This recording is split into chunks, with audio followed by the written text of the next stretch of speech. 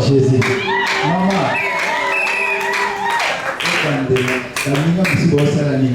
Amen. Amen. Il soit loué pour tout ce qu'il fait pour son peuple.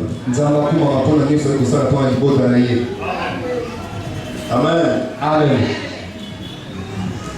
Il soit loué pour une année de plus dans la vie de ma maman.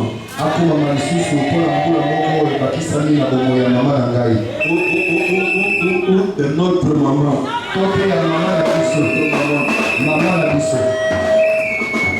La maman de Bali et de Nana. Alléluia. Amen. Que Dieu soit loué. Amen. Amen. Et de mon papa.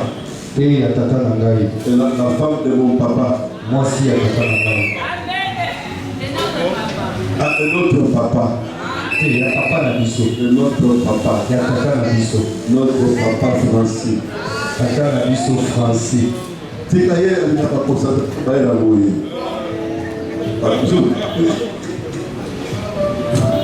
Que Dieu soit loué.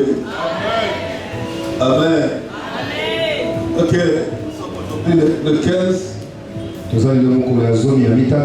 Le 15 décembre. Il y a 100 ans,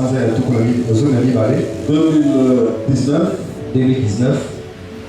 Jour pour jour, ça fait 2 semaines depuis que nous avons commencé notre marathon de prière de 21 jours. Et ça, il faut se dire, et vraiment, Dieu est en train de nous bénir. Amen. Amen.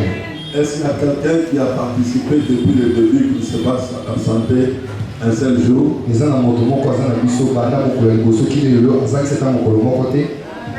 3, 4, 5, 6, 7, 8, 9. Que Dieu vous bénisse abondamment. Ouais, vous qui avez raté, maintenant rattrapez-vous, prenez la décision pour ce matin.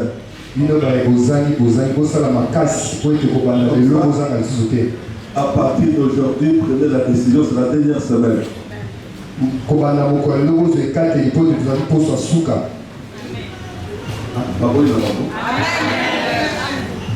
Hein?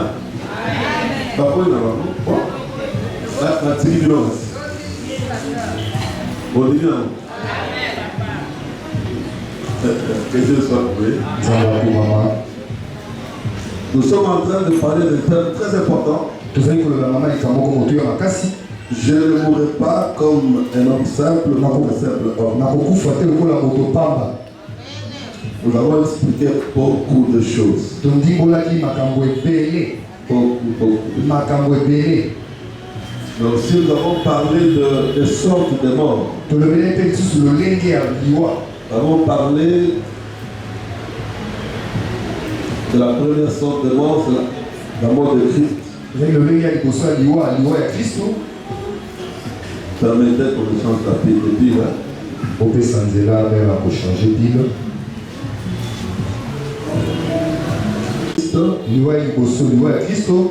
Nous avons dit que c'est une mort qui avait été prédite, qui avait été décidée par Dieu. Une mort qui était indispensable pour le salut de l'humanité. N'était cette mort de Christ et nous ne serons pas sauvés. Donc elle était nécessaire. Et Christ ne pouvait pas se soustraire de cette mort. Vous vous souvenez quand il est allé à Gethsemane, il a fait une prière. il avait transpiré tellement, de telle sorte que sa sueur s'était transformée en grumeaux de sang. Il demandait que le Père puisse l'épargner de cette mort. Mais le Père a dit non, c'est pas possible. Jusqu'à ce qu'il puisse fléchir devant la volonté du Père. En déclarant toutefois, non pas ma volonté, mais que ta volonté soit faite. Et cette volonté du Père, c'était que Christ devait mourir pour te sauver et pour me sauver. Mon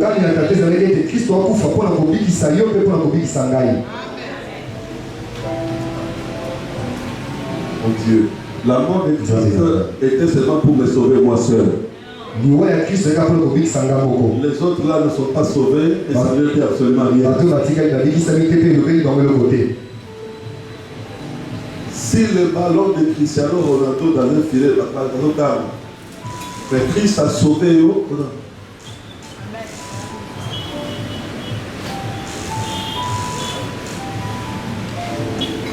Deuxièmement, la mort du croyant. Le croyant, même si nous venons à Christ, nous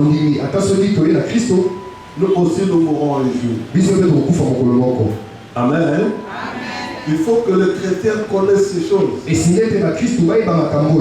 Paul, quand il parle de ça, il dit, mais ne pensez pas que c'est étrange, ça c'est pas étrange. Paul, et dit, je n'aimerais pas que les gens soient ignorants au sujet de ceux qui dorment dans le Seigneur. Quand il parle de ceux qui dorment dans le Seigneur, il veut parler de la mort des chrétiens, des croyants. Mais le croyant, il meurt, mais il a l'espérance. Lui, il est différent des autres. Nous avons dit, sa mort est considérée comme un sommeil. En Christ, sa mort est une bénédiction. Sa mort est un gain. Donc, pour tout le monde, parce que je parle de la confie, et ça bénéficie à mon nez. Amen. Bénéficie à mon nez, parce que mon temple, quand ça qui dit non, c'est là. Accueillir la Bosembo et pas la tata. Amen. Mais ça s'appelle le qui a voisin avec le Donc, la mort, lorsqu'un proche meurt, nous, c'est vrai que ça fait mal cette séparation. Mais si nous avons la connaissance, nous devrions nous réjouir, surtout lorsque nous savons qu'il avait reçu Jésus comme Seigneur et Sauveur. Mais ce que nous avons hier,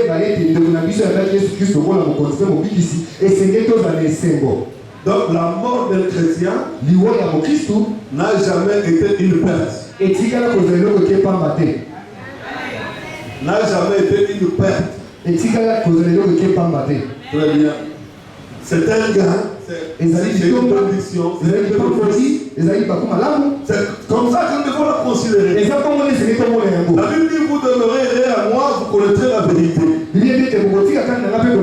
vérité vous affranchira. L'approche que le chrétien a de la mort doit être différente de l'approche qu'a un païen. De telle sorte que même lorsqu'un chrétien pleure, il faut remarquer la différence entre lui et le païen. Surtout dans les paroles qu'il prononce. Nous sommes estomaqués, dérangés, quand nous voyons le chrétien devant et mort, ils perdent tout l'espoir, toute l'espérance, ils perdent la foi, ils commencent à déclarer les paroles plus que des païens. Et ça, la mission de ma passion de voir avec Christ, liboso, il y a sanduku mutakufi, azali kolela, ozoya kabungisi eliki ya kolima, koleka kutu mopagano. Ok pour la nuit, ok pour. Oh, mais parce que il y a zéro babillon. Au sein de la bourgeoisie. Ça va pour la nuit.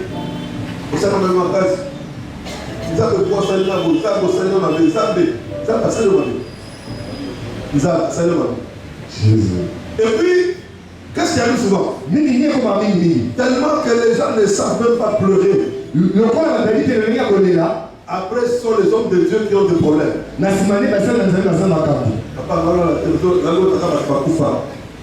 dans notre cimetière. Il y a un cimetière dans la vie. Amen. Il y a un Amen. Oh là là. Amen. Amen. Il y a parce qu'en réalité, il y a une chose à naïveté, mais pas de que pas dans tout la série pas profiter de ma camouflage à Kawana. Amen. Et ça veut dire que Amen. Mais il faut que nous recevions la connaissance. Et c'est Amen. Amen. On n'a pas refusé que tu pleures. La Bible pleurait avec ceux qui pleurent. Mais il y a une façon de pleurer.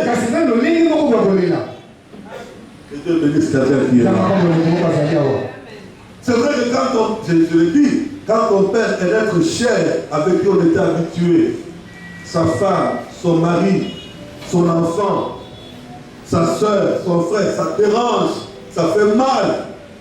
Il y a seulement facile de supporter. Il y a seulement temps que vous qui signez de comment tenir péné. Moi, si nayo mobile nayo moi nayo. Et ça la capacité de capaniwana. Mais seulement cette mort-là ne va pas anéantir la parole du Seigneur. Et la parole du Seigneur restera intacte. Et nous devons faire très attention. Il y a des gens même qui deviennent ennemis de Dieu et même de leur église. Et même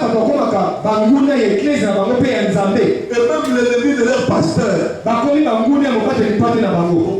il fallait que ce pasteur a signé une bouilla? Comme Pierre va couper dans Paul.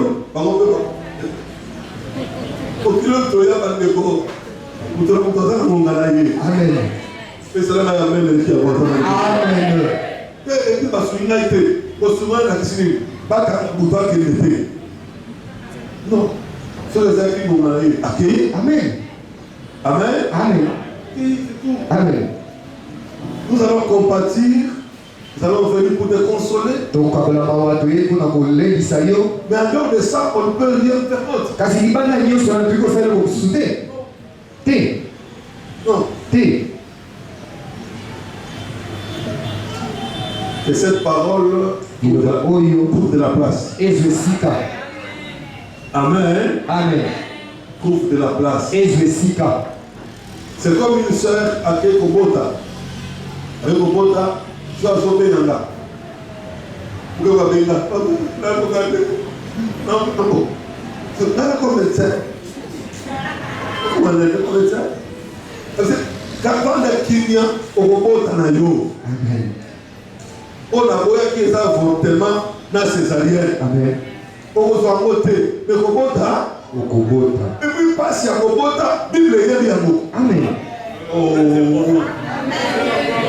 Tout le monde sera passé là pour la malaise. Non. Église. Amen. Des choses connues, reconnues par la parole de Dieu, doivent aussi être reconnues et connues par les enfants de Dieu.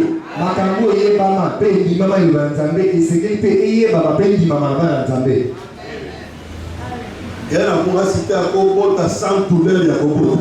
Amen. Les douleurs d'enfantement sont normales. Et puis, il faut dans ma beauté. À tous les jours, on a qui a coupé ça comme moi. Pour ceux qui ont Yaka, il y a un peu de tout. Parce que ça va être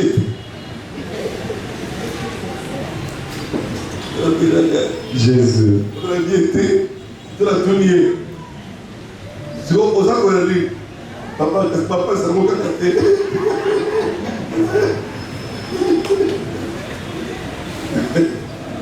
Que Dieu soit loué ce matin. Donc, ça arrive, les douleurs de l'enfantement. Comment on dit, on parle, il n'y a pas que ça la carte. Amen. Ils ont la carte. Amen. Amen. Amen. Aux âmes, ça va faire dans la pour guider pour la douleur de l'enfantement. Amen. Pour que Jésus a dans le corps. Amen. Il y a aussi un moment où même beaucoup de temps, 18 years beaucoup. Même c'est pas ça. Il beaucoup moins si à Botimana 18. On va pas dire.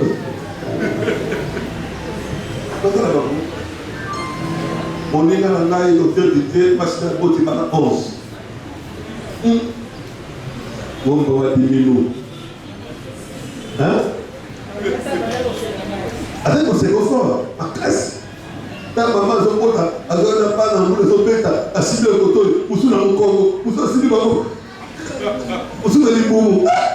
Maman, vous avez appelé le Magambo, vous avez pas le coup. Mais le petit candidat, Dieu est bon. Alléluia. Amen. Donc, c'est des choses que nous devons connaître. Nous ne souhaitons pas la mort. Que la mort puisse atteindre une famille. Non. Mais nous disons, il faut que la vérité soit connue. Et que nous sachions comment nous comporter par rapport à cette vérité. Quelqu'un dit Amen. Amen. Amen plus fort que les voisins. Amen. Ça c'est très important. Et maintenant, cette mort d'un chrétien est caractérisée par la foi, par la paix et par l'espérance. Il espère qu'il va voir Dieu. Il a la foi qu'il va ressusciter. Et à cause de cela, il a la paix. Que Dieu bénisse quelqu'un. Amen, amen. Amen. Papa, passez l'équipe. À ce moment-là, il y a un manga. Le temps où il y a ah, maman, l'ensemble des amas pour Mayo. Quelquefois, il y a des paroles que nous sortons de les bouches, mais des paroles qui ne sont pas contrôlées. La Bible nous demande de contrôler nos paroles. Alléluia. Amen. La Bible dit par notre parole, nous serons justifiés, mais aussi par notre parole, nous serons condamnés. On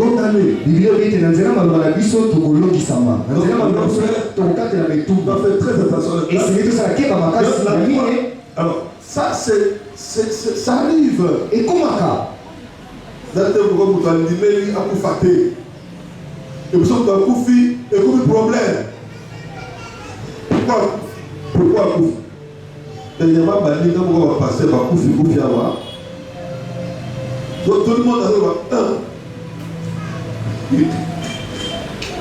bon, on va vous faire un émoi. On va vous faire un émoi. On va aller. Que Dieu soit loué. Donc, mon Linda a dépassé Wana. Alors que dans mon tout cas, vertige salié, à téléphone qui a une pharmacie, quand on a son matin, qui n'a pas ça, pas à quoi il va démarrer pour la Koufi. Bon, ce soit un petit côté, il y a des autres à Koufi, si petit côté, à côté, il y a un bureau de malaise, à Koufi, pour la Koufi. Chose qui arrive. Et ça m'a comment? Oui, mais surtout, le pasteur, il paye la victime. Amen. Amen. Oh, et là, la musala, la trahison, le musala. Amen. Il y a la déception, il m'a quitté la musala. Et pour faire le moteur, mais est bloqué quelque part. Amen. Pour le manifester, les enfants. Alléluia. Amen. Voilà pourquoi il faut qu'on sache de la pasteur dans la Bible. Amen. Il faut savoir qu'on va passer dans la Bible, la pasteur. Il faut savoir. Amen. C'est très important. Amen. Amen. Mais pour la loi, pasteur a Koufa. Mon Dieu a Koufa. Tout bien sort. Koufa. Amen. Amen. Mais seulement. Kasikaka. Il faut souligner, à Koufa, il y a un n'a répété. Le croyant meurt seulement d'une mort. Bandi bakufa kaka na liwa moko. Il ne meurt pas une double mort. Bakufa kaka liwa mibale te. Mais il meurt seulement d'une seule mort. Bakufa kaka na liwa moko. C'est un avantage Ezali mbano malamu pour le croyant, pour le chrétien. Pour la mondili pe pour le Christ. Il meurt seulement d'une seule mort. Bakufa kaka na liwa moko. Amen. Amen. J'en parlerai plus loin. On a aussi parlé de la troisième sorte de mort. C'est la mort des méchants. Dans leur péché, ils meurent. Ils sont sans espoir. Et puis ils meurent soudainement d'une manière inattendue. Ils sont marqués par la terreur. Leur mort est suivie du châtiment. Leur mort est suivie du châtiment. Dieu n'y trouve pas du plaisir. Ah, ce que j'ai dit aujourd'hui, je ne vais pas dire ça. Leur mort est marqué par la terreur. Job 18, versets 11 et 15. Ésaïe 14, 9.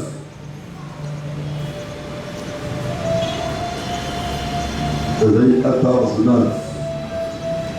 Nous avons suivi du châtiment. Dieu n'y trouve pas du plaisir. Ézéchiel 18, verset 23. Ézéchiel 18, verset 23. Dieu ne trouve pas du plaisir. Mais leur mort ressemble à la mort des animaux. La mort des méchants à la mort des animaux. Regardez. L'évangile Serge me dit quelque chose ce matin. Il a perdu un collègue au niveau du service. Et ses collègues venaient de faire l'émission. Il priait dans une église. Mais à un moment donné, il a abandonné sur l'église. Il a commencé à dire ceci. Travailler, se prier 2 fois. Parce que tant que seulement le temps de prier là, c'est tout. Prier, c'est travailler, c'est prier. Un peu comme ceux qui disent chanter, c'est prier 2 fois. Là, on commence à dire ça. Alors, il ne voulait plus aller à l'église. On l'a séparé avec l'église. Dans sa famille, il avait un problème. Papa était décédé. Il a laissé les parcelles. Mais papa allait, il voulait récupérer les parcelles. Et lui, le diable est en train de l'isoler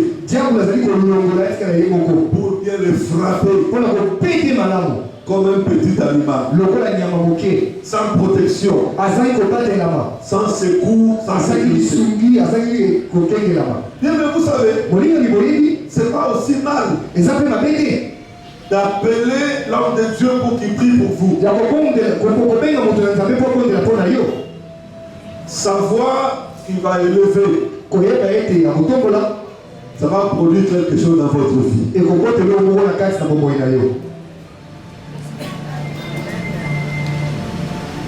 Mais quand on n'a plus personne pour intercéder pour nous, ça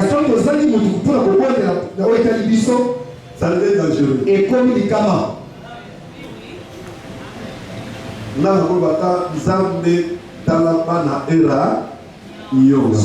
Papa, batela ba mama, liwa ya mabe esi mabangote. Bomba misala na bango, fungola bango la porte. Même si on a tami kombo na yote, mais comme Dieu a dit que Osaya era, a kombo na yo na kati. Bona ni, bino zo ba abandonner l'église na yote. Ceux qui ezakana na sécurité, mais nous tenons à abandonner l'église de la ligue. Mais quand Dieu te met au pied d'un homme de Dieu, dans la Zaniawa, Zambé amon la caillou, n'a pas prié dans la salle à la pour Amen. Ce qui n'a sambé, n'a pas préparé ma terre, Zamba yebi catégorie à bas de l'île à Pessingal. Amen. Après, quel message faut la mettre la bango? Amen. Allez, vous pouvez savoir tout le ça. Amen. Amen. Amen. Oui. Lorsque les intercesseurs prient en disant Seigneur, soutiens tous ceux qui sont découragés, ceux qui sont affaiblis. Dieu entend ces prières. Dieu vient. Job, il dit ceci par exemple. Ceux qui n'ont pas la pour intercéder pour la gâter. Vous savez que Lot a été sauvé suite à l'intercession de Abraham. Toutes les prières que les hommes de Dieu, les intercesseurs font là, ne pensez pas qu'il va au Salango parce qu'il va aller comme au Salango. C'est des prières qui ont des effets dans votre vie. Amen. Amen. Alors les frères, on a réussi à l'isoler. Maintenant, comme il a quitté l'église, il n'y a personne qui est laissé pour lui. Il a reçu maintenant, il a commencé une nouvelle doctrine. Travailler, c'est prier 2 fois. Alors, il est allé emprunter l'argent parce qu'il avait entendu que son papa son autre partenaire, il voulait changer le document pour vendre la parcelle. Il est allé,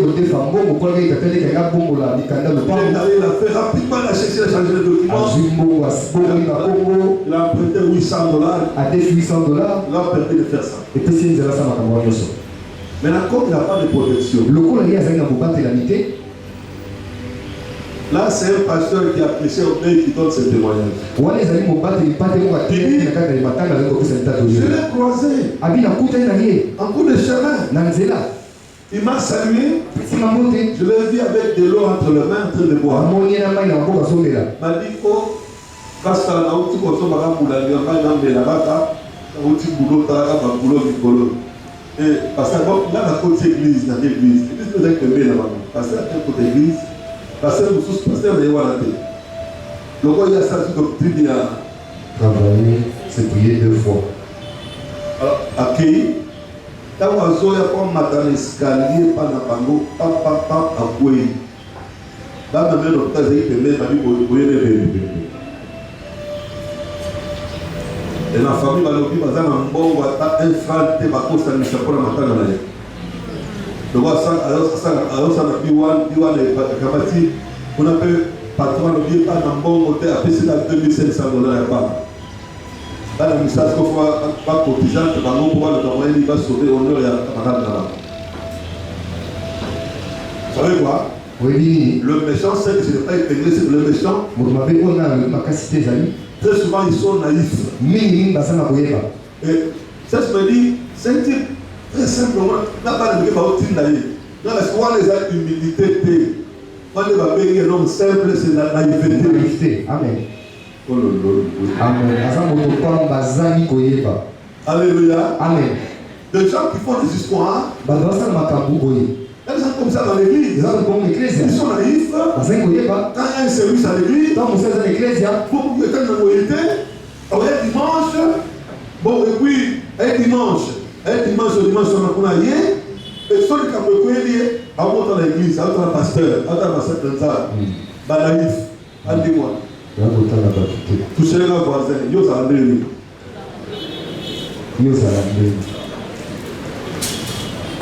Hein? Que Dieu soit loué. Mais il est parti comme ça. Mais ne tournez pas de venir un dimanche à l'église. Mais faites tout pour être un chrétien véritablement engagé. Oh. Je demande à une frère. Tout ce temps que tu ne viens pas à l'église, quand tu poses la question, quelle est ton église? Qu'est-ce que tu dis aux gens? Oh, l'église c'est là. Et ton pasteur, pasteur Bali, la plus grosse salanana. Koto Kenda, la yébide, Magambo Salana, la yébide, Jésus. Et on va présenter la couleur qui n'a pas de pasteur.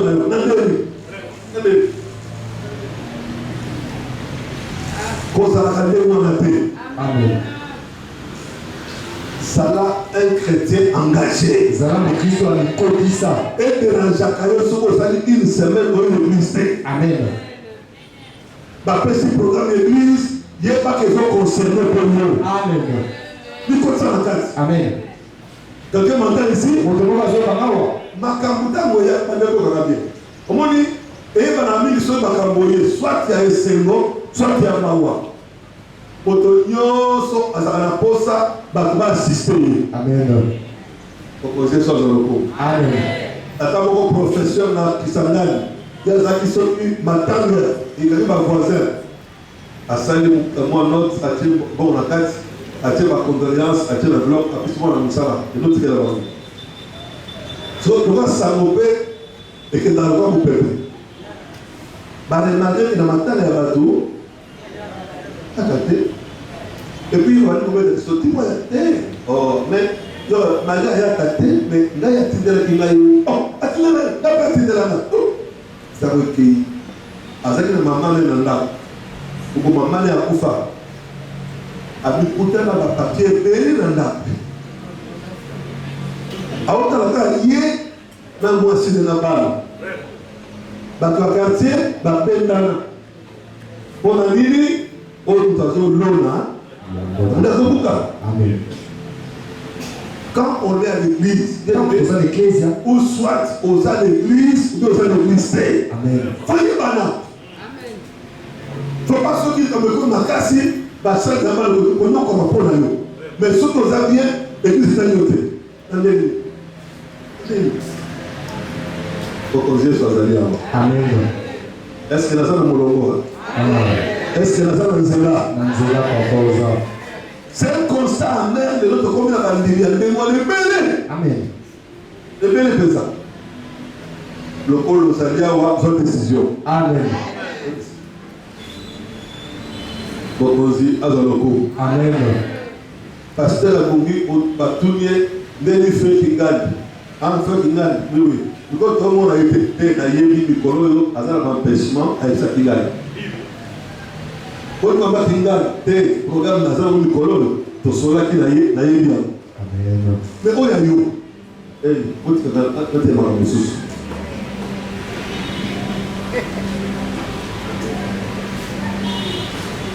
Est-ce que quand on va le comme on va y colonne? Pour la monnaie. Amen. Amen. Soit décision. Amen. Amen. Nous avons ceux qui a été dans le culte à Benio.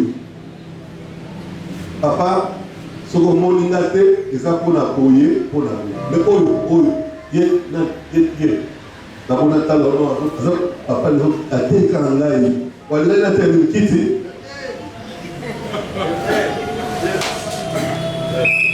de l'autre vraiment bien à caler la fille. Amen. Bien Jésus à Zaliawa. Amen. Bien Jésus à Zaliawa. Amen. La tout n'a qui est moi. Là, la bataille, c'est moi dans Esaïe. La tout n'a qui est. Pourquoi pas? Alors, on est là. Oui, comme là. Bonjour papa. Bonjour, comment ça va? Ça fait autant de tout dans mon côté. Oui, papa, vous avez raison. Après, si tu as raison, c'est vrai qu'à mon dit. Amen. Moi, dans l'âge, je suis donc, je suis au-dessus de nous. Je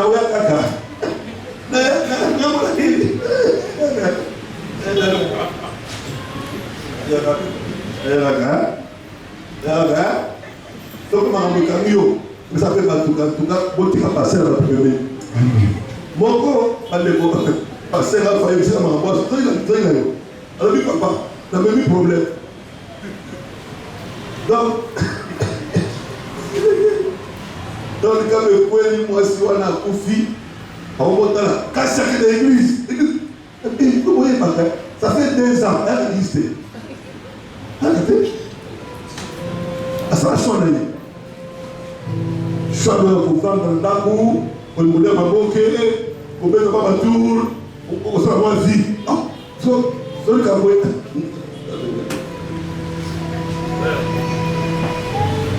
baméchant baza naïf.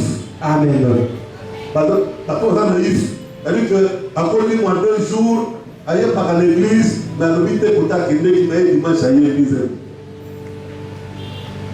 ayebisengo babini banaïf. Amen. Amen. Proposé soit allé à. Amen. Proposé soit allé à. Amen. So, mais quand on a dit que les bayebi à l'église telle, suppose à l'église oyo, Mitia na se na moto yo aza responsable na yo. Amen. Mitia Congo. Amen. Parce que pour ça, pour le monde na yote. Une fois je vous ai dit ça, c'est Dieu qui a permis que nous puissions nous connaître. Et Dieu sait pourquoi. Amen. Amen. Nous l'avons maman, papa, soit mon akina vendredi, c'est comme ça qu'on fait. Maintenant pour nous, Amen. Mais à l'église, je vais vous expliquer là. Amen. Mais tu vas quelqu'un va connaître le nom. Au moins, à l'église, c'est avant d'aller. Fais-le. Soyez pas comme nous, aux animaux, au cours Amen. Au communiqué de ce jour, Amen. Parce que Jésus a l'église. Amen. Amen. Amen. Mettez ma boque dans mon rôle.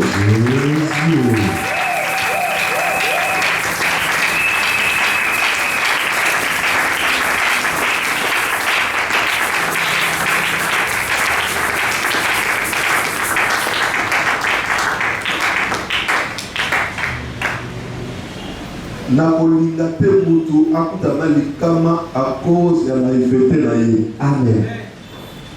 Naza wana pona kolamusa biso. Amen. Alléluia. Le pourquoi même des proverbes de la parole, de tout ce que nous faisons, c'est pour que les naïfs et les ignorants puissent recevoir la sagesse. Tina ya maloba oyo. Et ma césarienne était pour la baïbazani koyeba beba kozwa bososolité boanya. Oui. Iyo. Qui savent que batambola à n'importe comment. Amen. Que Dieu bénisse quelqu'un. Alors aujourd'hui je parle de la 4e sorte de la mort, c'est la mort éternelle ou la mort qu'on appelle seconde mort. Apocalypse chapitre 20 verset 6. Apocalypse chapitre 20 verset 6. Heureux et saints, ceux qui ont part à la première résurrection. La seconde mort n'a point de pouvoir sur eux, mais ils seront sacrificateurs de Dieu et de Christ, et ils régneront avec lui pendant 1000 ans. Alléluia. Amen. Le croyant, il meurt seulement une seule fois, pas deux. Deux fois. Lis aussi le verset 14. Le verset. Apocalypse chapitre 20, je lis le verset 14 au nom de Jésus-Christ. Amen. Et la mort et les séjours des morts furent jetés dans les temps de feu. C'est la seconde mort, les temps de feu. Très bien. Vous avez entendu? Écoutez, la Bible s'interprète par elle-même. Dans le domaine du langage de la parole de Dieu, de l'enseignement de la parole, il y a 2 éléments importants qu'il faut connaître, leur mélétique et l'exégèse.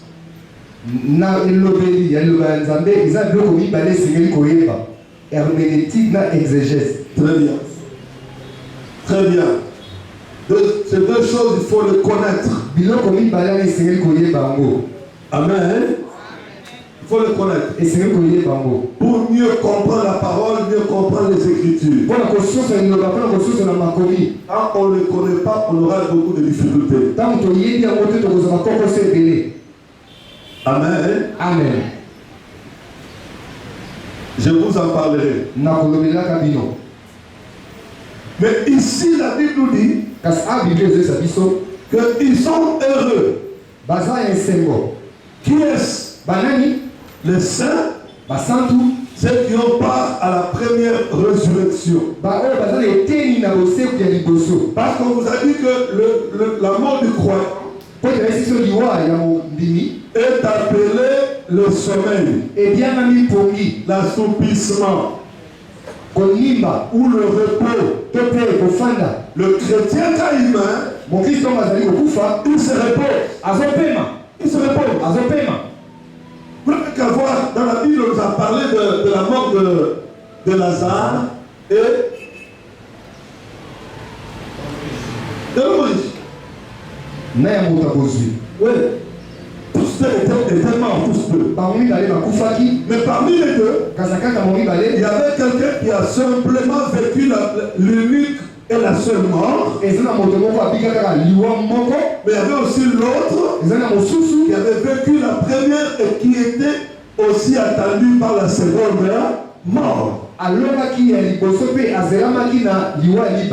Vous qui pensez que venir à l'église, ce n'est rien. Être ce n'est rien. Quand Dieu, ce n'est rien. J'entends les gens dire, poussés par leur ignorance, poussés par les démons. Ils disent là, il n'y a qu'une seule fille. Je ne peux plus me permettre. Non, parce qu'il y a une seule vie, on ne va pas tous se permettre. On doit avoir les discernements. On doit savoir ce que l'on fait. Avant de poser les actes, il faut réfléchir. Avant de prendre l'engagement, il faut réfléchir. On ne s'attend pas à tout. La Bible dit, tout n'est permis, mais tout n'est pas utile. Tout n'est permis, mais tout n'édifie pas. Écoutez, nous devons faire très attention. Nous qui sommes en Christ, nous sommes bénis, nous sommes heureux, nous sommes joyeux d'avoir cru en Jésus-Christ. Ce n'est pas un jeu, ce n'est pas de la blague. Je veux que tu reçoives cette connaissance. Quand tu quittes la maison,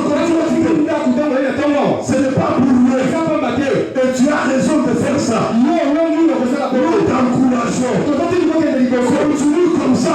Ne recule pas. N'abandonne pas. Ne démissionne pas. Persévère avec le Seigneur. Parce qu'il y a un jour où tu seras appelé heureux et saint. Heureux et saint. Heureux et saint. Je dis ce matin que tous les saints qui sont ici doivent s'estimer déjà heureux. Doivent s'estimer heureux. Il y a une différence entre toi et celui qui ne connaît pas Christ.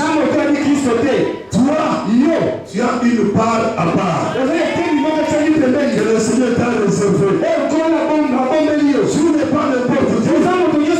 Voilà pourquoi nous disons avec raison, je ne mourrai pas comme un simple homme. Les autres vont mourir de la mort de la seconde mort.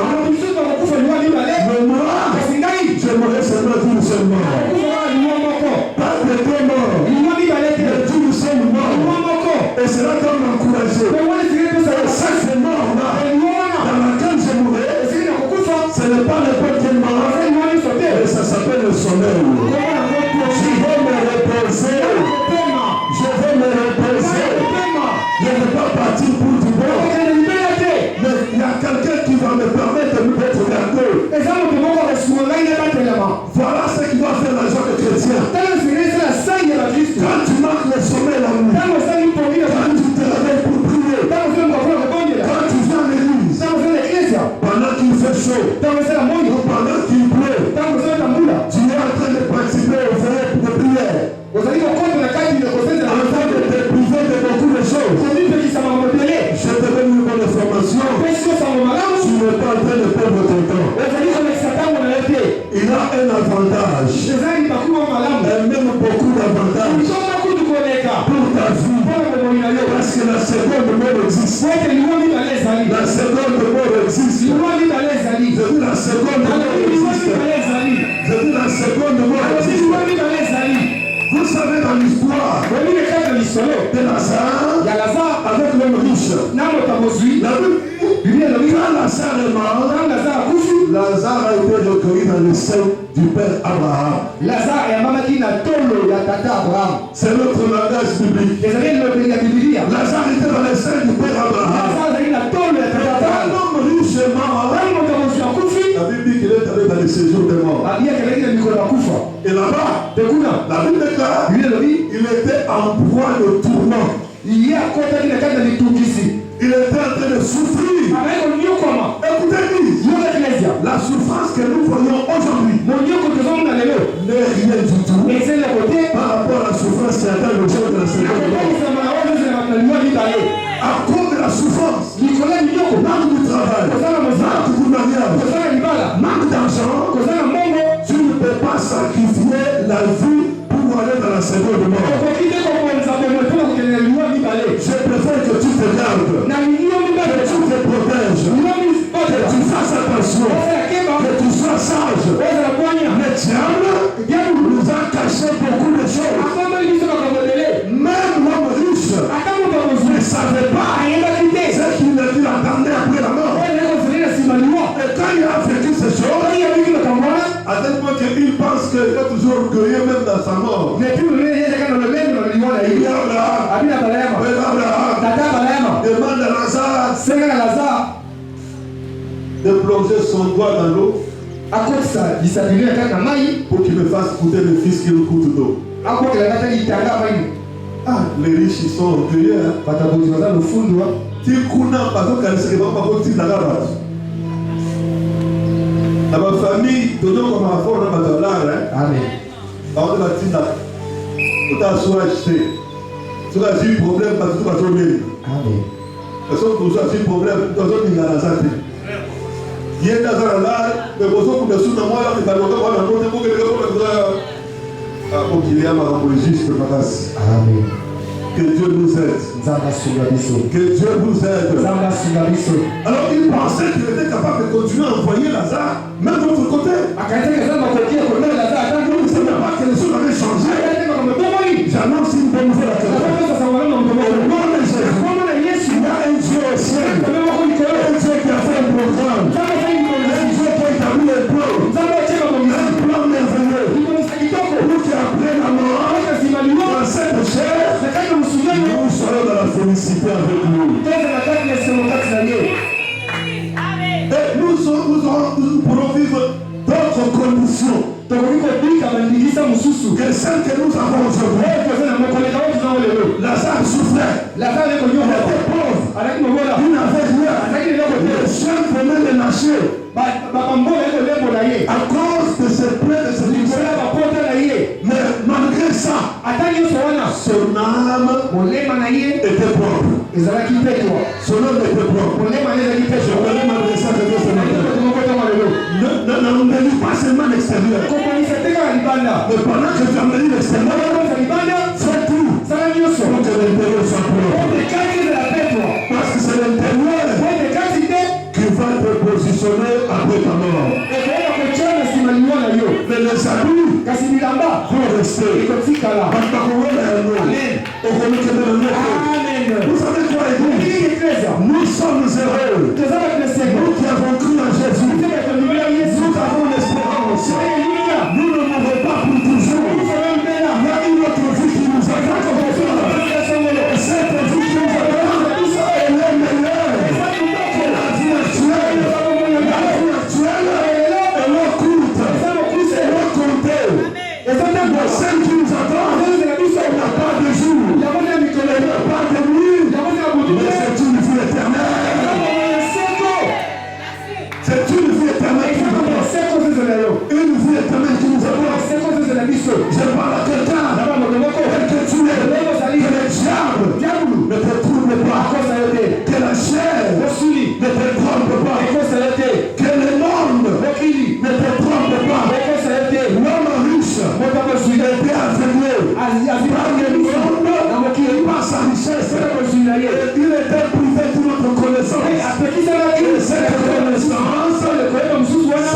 que nous vous transmettons ce matin. Parce qu'il a dit finalement, quand il demande à ceux que Lazare nous donne de l'eau, non, tu sais quoi? Ici, les choses ont changé. Toi, tu étais bien soi-disant. Et Lazare a souffert. Il a supporté. Il n'a pas donné son âme au diable. C'est pendant que Dieu se matin, ne livre pas ton âme au diable. À cause de la publicité, à cause de l'argent, à cause de la beauté. Écoute bien, cette beauté n'est rien. La Bible dit, la beauté est vaine. Mais la grâce, elle est trompeuse. Écoute-moi bien, ce qui est important dans la vie de l'homme, c'est l'intérieur que tu as besoin. En écoutant ce message, pour que tu dises, je ne mourrai pas comme un simple mort. Je ne mourrai pas de la seconde mort. Et Lazare était dans la félicité avec Abraham. Abraham, c'est le père de la foi. Il sera avec tous les enfants de foi. Avec le fils de la foi. Nous serons avec notre père Abraham. De l'autre côté, nous allons jouir du plan que Dieu a déjà établi pour notre vie. Seigneur, écoutez ça. Et maintenant, Abraham dit, écoute d'ailleurs. Ce que tu ne connais pas, c'est qu'il y a une séparation déjà entre nous et vous. La vallée qui est là ne peut pas permettre que quelqu'un quitte d'ici pour aller là-bas, faire le tour comme il veut. Tu vas sur la terre, tu fais le tour comme tu veux. Pourquoi tu vas venir au Bini, on continue dans le Bini, on continue dans la Bini, on continue dans le Bini. Mais alors, Nzambe a sa limite à ma cambrosée dans ma prière. Mais pas la limité. Amen. La limité. Dimanche, à l'église, mais samedi, ma voix ça, la cadeau, on dit matin que ça y est. On matin que ça y est. Ndena zobu kama bina wana. On dit matin que ça sort dans l'histoire. On dit matin que ça frère dans l'histoire. On dit matin. Bon, le premier, Alchanga Changa, Babombele Moussoumi na kata fufu. Alors la kata ignorance. Alors que Dieu nous donne ce message pour que ce message puisse nous délivrer. Nous avons la possibilité de connaître la vérité. Et la vérité vous affranchira. Et la vérité a été donnée à l'homme riche. Oui, mais maintenant, ici, même si quelqu'un a envie de venir, il ne peut pas. Il ne peut pas. C'est fini. C'est tranché. C'est arrêté. Donc ici, c'est comme ça. Il y a des principes qu'il faut respecter. Mais ici, dans l'église, à l'époque, on a un côté. Vous n'avez pas comme ça. Oh. Alléluia. Vous n'avez pas comme ça. Amen. L'église à l'époque, on a un côté. L'église à l'époque, on doit vouloir passer la Bible. Non. Alléluia. Amen. Oui. L'apôtre Paul était toujours enseigné. Ce n'est pas un cassagneur. Dieu m'a dit que moi, si à cause de la terre, nous pouvons le Amen. Amen. Mais pour toi, c'est la parole de Dieu. Dans notre col de Macambori, plus pour ça, au lieu que nous allons passer comme Mouké, pour que l'église, moi, c'est à Macambori. C'est le contraire. C'est le contraire. C'est le contraire.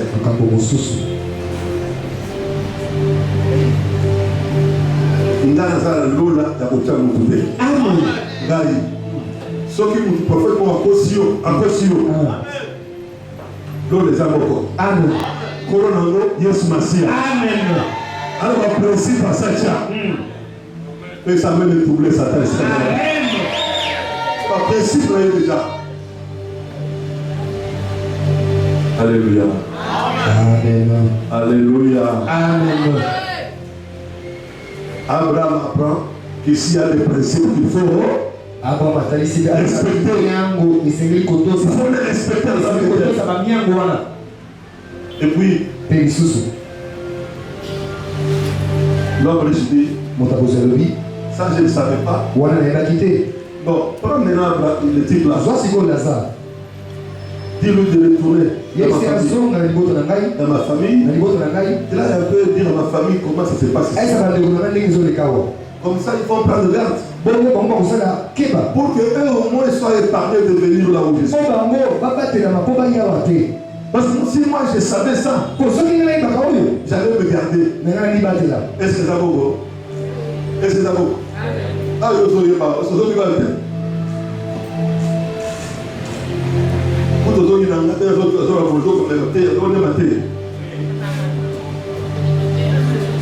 Ça.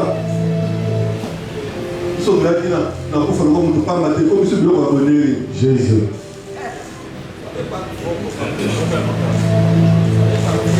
Gloire à Dieu. Amen. Gloire à Dieu. Gloire à Dieu. Alors, Oui.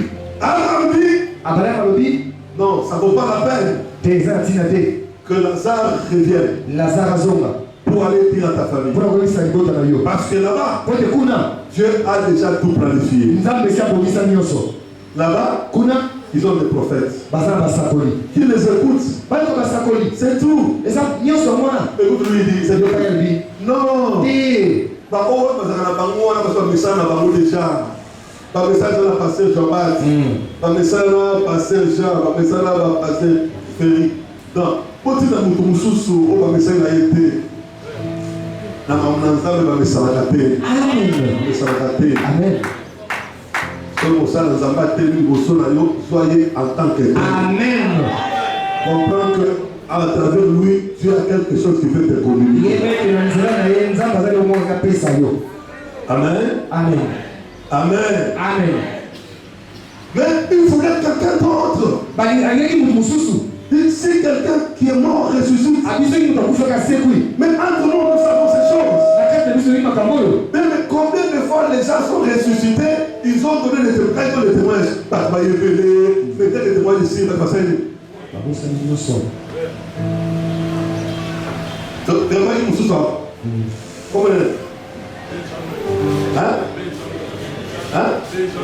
Benjamin. Mais Bakundaye, Nabafuta Matanga, Nabanine. Mais pas de mal qui m'a camarade. Le gars, pas côté sur la globale. Est-ce que voilà, Baba, on parle de sa vie, on parle de sa vie, pas de vivre. Oh, ce que tu as dit, tu as décision dans ton roi, l'on les a fait. Amen. Mais tu m'as avec une décision dans ton roi, l'on a fait. Amen. Quelle que soit sa position, quel que soit son état. Parce qu'il y a quelqu'un qui a dit à Jésus, un malfaiteur à la croix. Il a dit, Seigneur, souviens-toi de moi quand tu seras dans le paradis. Et Jésus a dit, ce soir même, je te promets, je serai avec toi. C'est possible que quelqu'un prenne une décision pour sa vie. Moi qui vous parle, j'ai ma part de responsabilité. J'ai aussi un devoir. Toi aussi, tu as ta part de responsabilité. Tu as aussi des devoirs. Ce qu'on a dit à ma poste, nous autres, bien-aimés, lobby, de trop tard. Amen. La seconde mort existe. Quelqu'un dit Amen, que Dieu le bénisse. Alléluia. Amen. La seconde mort existe. La mort éternelle existe. Il y a 14 années, il y a le temps de feu. C'est ce qu'on appelle le temps de feu. C'est pas la mort. Aussi la kate.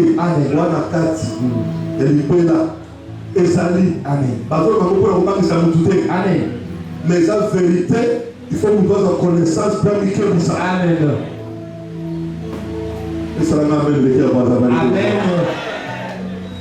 Amen. Amen. Le bananga, je ne mourrai pas. Je ne mourrai pas Comme un simple homme. comme un simple homme. Plus fort, je ne mourrai pas. Je ne mourrai pas De la seconde mort. de la seconde mort. Encore plus fort, je ne mourrai pas. Je ne mourrai pas De la mort éternelle. de la mort. Au nom de Jésus. Tu acclames pour toi-même et tu puisses le dire de joie. Amen. Mais cette mort, cette mort, Liwana liwa libale elle est la conséquence. Écrivez, et la conséquence ezali mbalo inévitable du péché. oyo mosumu ya kokima te. Très bien. J'ai dit, la seconde mort, la mort liwa éternelle, nali liwa ya seko et les conséquences inévitables du péché. ezali mbalo oyo mosumu ya kokima te.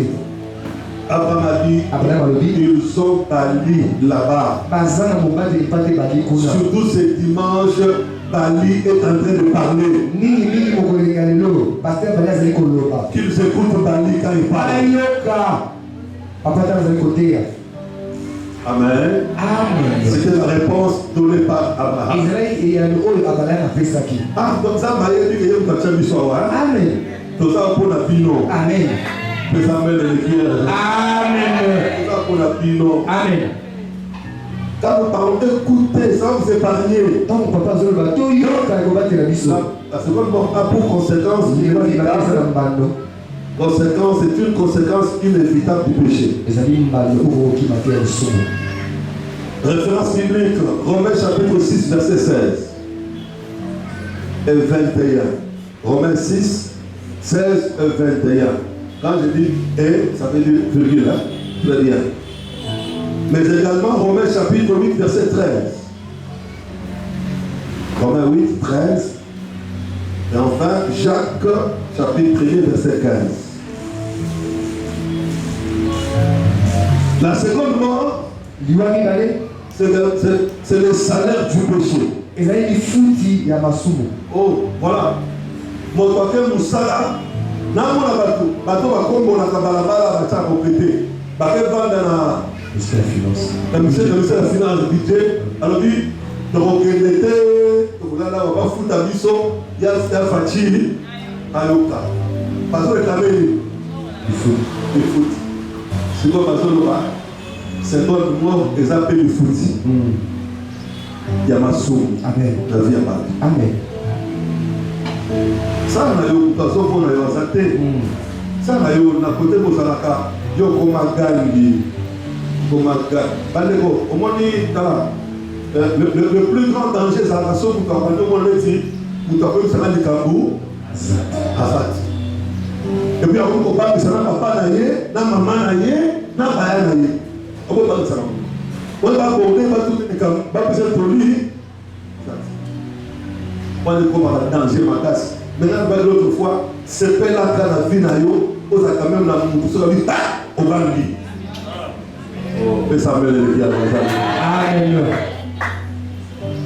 là, ça peut être dans la film ou la classe. Film ou les côtes à la tête. Bon, les côtes à la tête. Dis-moi, on a fait une année. Toi, tu peux t'accuser chez ton père. Parce qu'il y a des questions dans le que papa n'a au moins dans le pas même papa n'a pas au soutien. amen Quel niveau, est-ce qu'on a vu le réseau qui était ma casse? Et puis, nous avons fait l'effort, alors on va placer le bazar en délaïe. Alors, on va pour que les voix, allez, bon.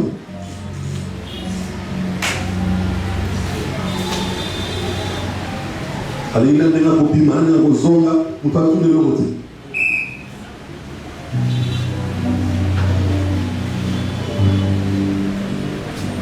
Il y a un salaire pour le péché. eza lifuti Mais le salaire du péché, c'est quoi? lifuti ya lisumu ezali Quelle mort?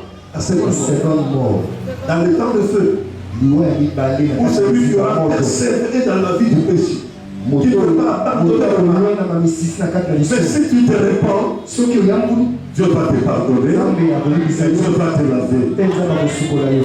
Alléluia. Amen. Oui. Et alors, ebongo Romains chapitre 6, verset 23, nous parle du salaire du péché. Romains 6 23 On va avoir le temps de lire, hein? C'est dans tout tellement. Et la seconde mort, mpe liwa ya mibale c'est une part destinée aux méchants. ezali eteni oyo ebongisami mpona bato mabe. Une part destinée aux méchants. Eteni oyo elengelami mpona bato mabe. Matthieu chapitre 25, versets 41 et 46. Matthieu 25, 41 et 46. Matthieu 25, 41 et 46. Et aussi Romains 1, 32.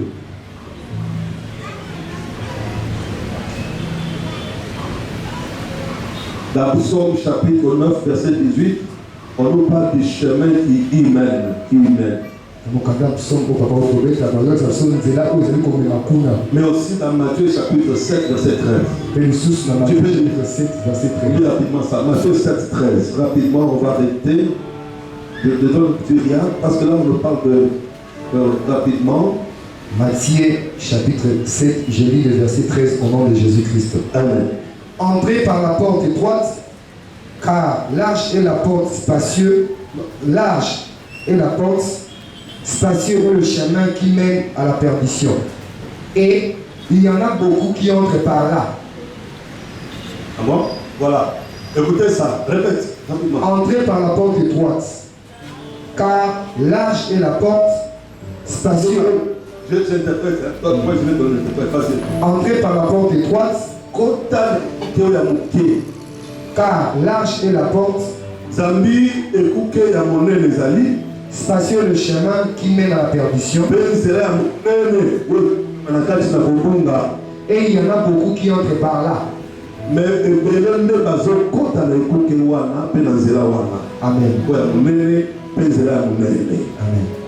Quelqu'un m'entend? Parole du Seigneur. Mais bénisse. Maintenant écoutez. Quand on dit étroite, ça sous-entend quoi? Ça veut dire une situation où les gens se font défaut. Les gens se font défaut. Les à l'aise. Fait défaut. Je ne sais pas si c'est ça. Vous allez quoi?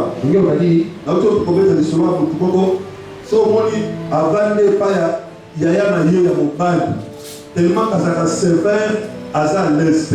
Amen. Soit il y a pas ya koko na bango. Pas koko à l'est. Mais parce que là, tala toli ya ngoyo. Ndima ko ta ne kuke ya nke pa yo za l'est. Amen. Proposier soit dans le coup. Amen. Proposier soit dans le coup. Amen. Et ça n'a pas révélé, mais ça va garder à cause de la sévérité à la parole à Bango. Amen. Ça va garder. Amen. Alléluia. Amen. Mais comme nous sommes bébés, parce que papa et maman tout le temps, parti. À ça, il y a dit que Bazokaka, 22 heures passées. Donc, ça lui donne l'occasion à ça, à Mingi, bon, il a ça, et puis, papa Zoya a signé cahier. Bagé wana, ils ont tout pour ça, il bagé wana. Donc, ça m'a dit là, santé. Là, j'ai dit, non, mais ça qui a monté. Là, la sala. La sala qui a monté. Et puis, on va faire ça, le bureau. Là, qui sont la première aventure, dans la zombie, la vanille, la zone cahier, la vie que papa soit dans le côté de Sagoye. 8 ans, on a ça, on déjà la feuille de la véranda, la tire les sacs, la sac, la cahier, la tire. Concentré. T'as commis. Bonjour papa. Moi, je m'en vais moi. Et puis, bonjour mon fils, ça va? Tu dis? Oui papa. Très bien. Et toi? Il y a un cavalier. Un cavalier. C'est côté maman, les gens pour me mandailler. Oui, battez. D'ailleurs, ndime kuke ya muke. Amen. D'ailleurs, okomisa maman na yo camarade na yo te. Maman zanga malabali kolikola na te. Il faut maman moi na soki aye, il faut vérifier outi.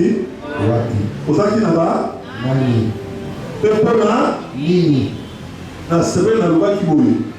Ngai mukolo. Bango ya ngai faut bayeba. Papa na biso ami na ye camarade ezaka motu te Pourquoi il y a yo il n'y a pas yo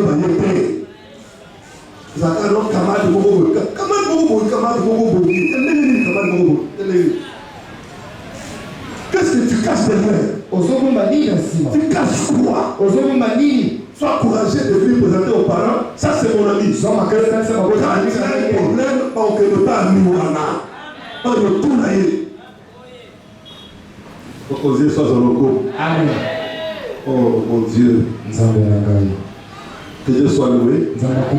Donc, Dieu nous encourage d'accepter quelquefois des situations où les gens se font défaut.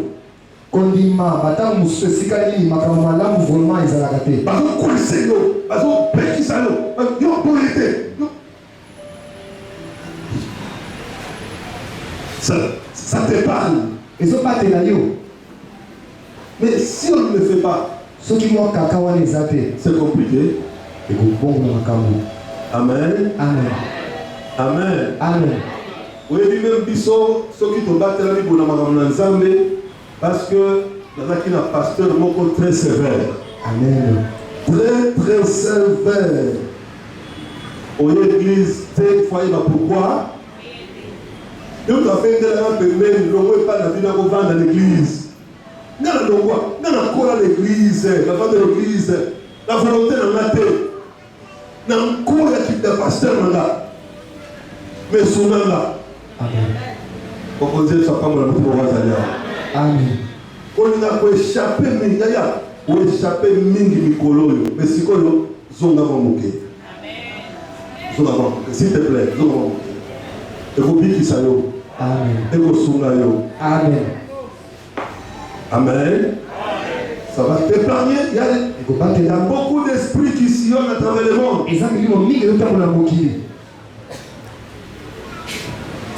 Donc, si cette porte étroite et sur ce chemin resserré,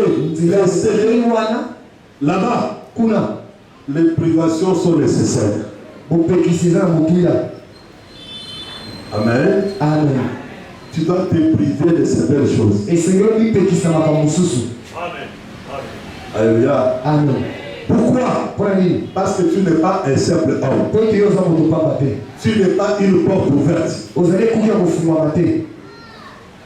Nyonso ebonye kota la vie na yote. Et la meilleure façon, c'est d'accepter certaines privations dans ta vie.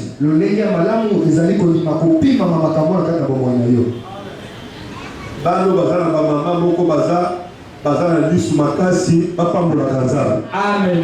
Bapambola nzambe. Amen. Quelqu'un m'entend? Avec bano bazala ba mama lisu makasi bapambola nzambe. Ba mama na encourager bino lisu et lisu makasi koleka. Amen. Ba papa pembele moko.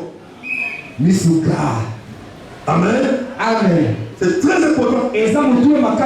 Notre avenir est de dépendre de la balle. Amen. Et déjà la monnaie en haut, ça doit détruire balle. Amen.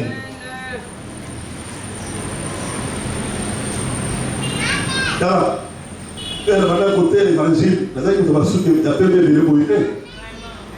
Là où tu es en couple, comme on a que la colis.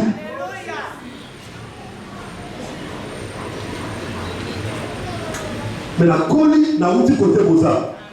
Donc, ça m'a dit Amen. Trop de liberté et comme si vous avez la libertinage. Amen. Au sein d'un macabo, vous avez la terre parce qu'on dit que nous avons tout là. Azadé. Frère, nous avons un logo. Amen. Maman, yaya, nous avons un logo. Amen. Maman, nous avons un logo. Amen.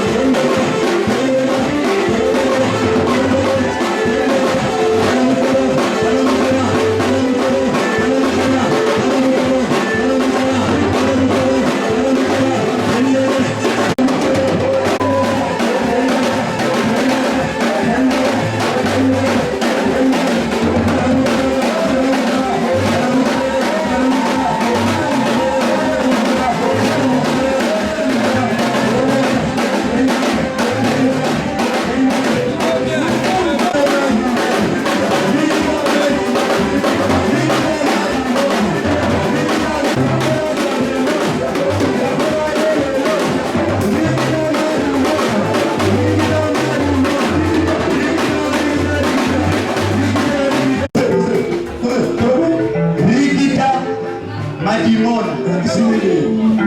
Diabole, pas démon. Démon du monde. Rikita, ma du monde.